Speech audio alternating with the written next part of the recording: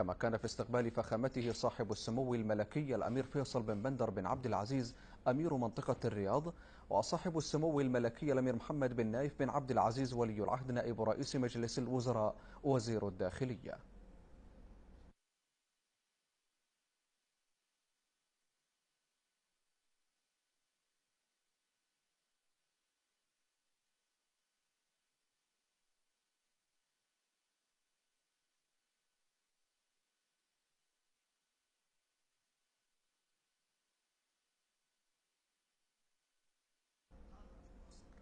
وقد أجريت لفخامة الرئيس الصومالي مراسم استقبال رسمية، حيث عزف السلامان الوطنيان للبلدين ثم استعرض حرس الشرف.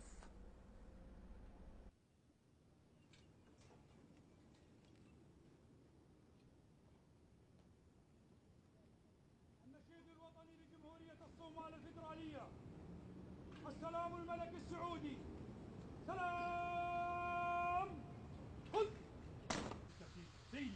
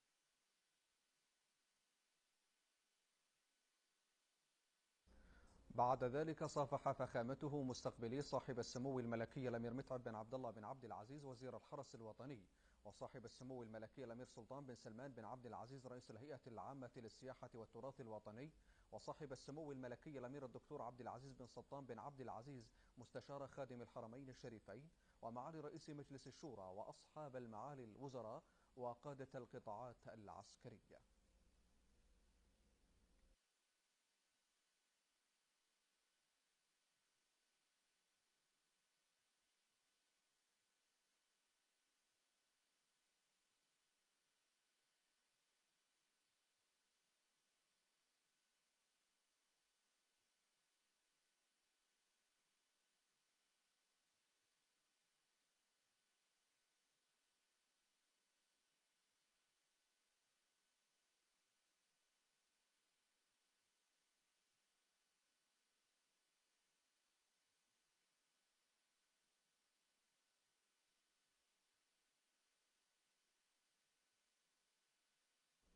كما صافح خادم الحرمين الشريفين أيده الله الوفد الرسمي المرافق لفخامة الرئيس الصومالي. عقب ذلك صاحب خادم الحرمين الشريفين الملك سلمان بن عبد العزيز آل سعود فخامة الرئيس حسن شيخ محمود رئيس جمهورية الصومال الفيدرالية إلى صالة الاستقبال الرئيسة بالديوان الملكي، حيث صافح فخامته أصحاب السمو الأمراء وأصحاب المعالي الوزراء وكبار المسؤولين. قد أقام خادم الحرمين الشريفين مأدوبة غداء تكريما لفخامته. حضر الاستقبال ومأدوبة الغداء السمو الأمير خالد بن فهد بن خالد، وصاحب السمو الأمير سعد بن عبد الله بن تركي، وصاحب السمو الملكي الأمير سعود بن سعد بن عبد العزيز، وصاحب السمو الملكي الأمير محمد بن فهد بن عبد العزيز، وصاحب السمو الملكي الأمير خالد بن سعد بن عبد العزيز، وصاحب السمو الأمير الدكتور تركي بن محمد بن سعود وكيل وزارة الخارجية للعلاقات متعددة الأطراف، وصاحب السمو الملكي الأمير سعود بن فهد بن عبد العزيز، وصاحب السمو الأمير عبد الرحمن بن سعود الكبير، وصاحب السمو الملكي الأمير محمد بن مشاري بن عبد العزيز، وصاحب السمو الملكي الأمير الدكتور فيصل بن محمد بن سعود، وصاحب السمو الأمير فهد بن عبد الله بن عبد العزيز بن مساعد، وصاحب السمو الأمير تركي بن عبد الله بن محمد مستشار خادم الحرمين الشريفين، وصاحب السمو الملكي الأمير سلطان بن سعود بن عبد العزيز، وصاحب السمو الملكي الأمير نواف بن عبد الله بن سعود، وصاحب السمو الأمير نواف بن محمد بن عبد الله، وصاحب السمو الأمير عبد العزيز بن فهد بن سعد، وصاحب السمو الأمير تركي بن سعود بن محمد رئيس مدينة الملك عبد العزيز للعلوم والتكنولوجيا. والتقنية، وصاحب السمو الأمير محمد بن سلمان بن محمد، وصاحب السمو الملكي الأمير يوسف بن سعود بن عبد العزيز، وصاحب السمو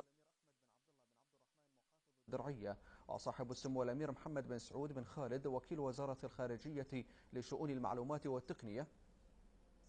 وصاحب السمو الملكي الأمير فيصل بن تركي بن عبد العزيز المستشار بوزارة البترول والثروة المعدنية، وصاحب السمو الأمير فهد بن سعد بن فيصل، وصاحب السمو الملكي الأمير فيصل بن خالد بن سلطان المستشار بالديوان الملكي، وصاحب السمو الملكي الأمير نايف بن سلطان بن عبد العزيز المستشار في مكتب سمو وزير الدفاع، وصاحب السمو الملكي الأمير تركي بن محمد بن فهد، وصاحب السمو الملكي الأمير محمد بن عبد الرحمن بن عبد العزيز، وصاحب السمو الملكي الأمير عبد العزيز بن سعود بن نايف بن عبد العزيز، وصاحب السمو الملكي الأمير سعود بن سلمان بن عبد العزيز، وصاحب السمو الملكي الأمير فهد بن نايف بن عبد العزيز، وصاحب السمو الملكي الأمير عبد المجيد بن عبد الإله بن عبد العزيز.